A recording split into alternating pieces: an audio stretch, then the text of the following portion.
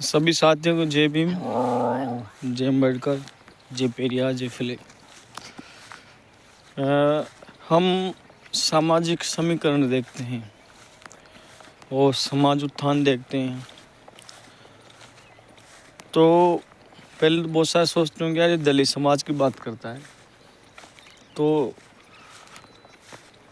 ये है कि मैं जिस संप्रदाय से जुड़ा हुआ हूँ मैं उसी के विषय में ज़्यादा ध्यान रखता हूँ और ज़्यादा नॉलेज मुझे उसी विषय में है, तो मैं उसी विषय में ज़्यादा बात करता हूँ। देश की सबसे बड़ी समस्या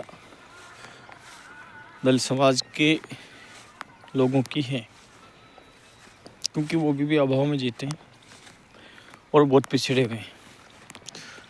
अब वो क्यों पिछड़े हुए हैं उसके 2-3 कारण हो सकते हैं। वीडियो पहले पूरा देखना है, क्योंकि वही दलित समाज का परिवार आगे बढ़ा है या मतलब कि तरक्की पे है या अच्छी ज़िंदगी जी रहा है जिनके घर पे नौकरी है।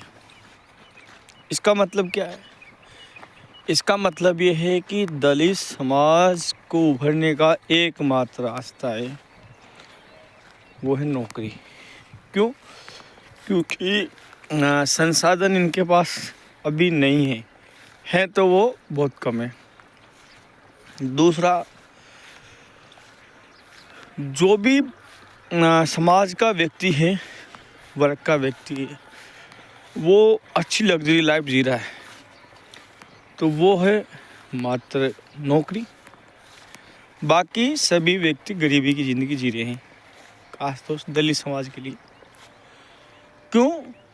क्योंकि 2 ही ऑप्शन है, या तो नौकरी करते हैं और नौकरी नहीं लगते हैं तो मजदूरी करते हैं। ऐसा क्यों? ऐसा इसलिए क्योंकि वो जब पढ़ाई करते हैं तो उनकी पढ़ाई बीच में छूट जाती है, और उन लोगों की ज़्यादा बीच में पढ़ाई छूटती है जो एक नंबर पढ़ने में हैं, बहुत मतलब कि टैलेंटेड बच्चे, लेकिन आर्थिक इनकी स्थिति ठीक नहीं है। क्यों ठीक नहीं है? क्योंकि उनका कोई जो घर वाले थे उन्होंने उनके लिए कोई मतलब कि भविष्य की कोई योजना नहीं बनाई थी। इस कारण ऐसा हुआ उनके साथ में।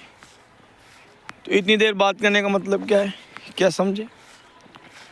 समझ यही है कि आपको पढ़ाई के साथ साथ में एक नया दूसरा रास्ता भी आपको खोजना है। इस वजह से आपके मन में निराशा उत्पन्न नहीं हुए। क्यों?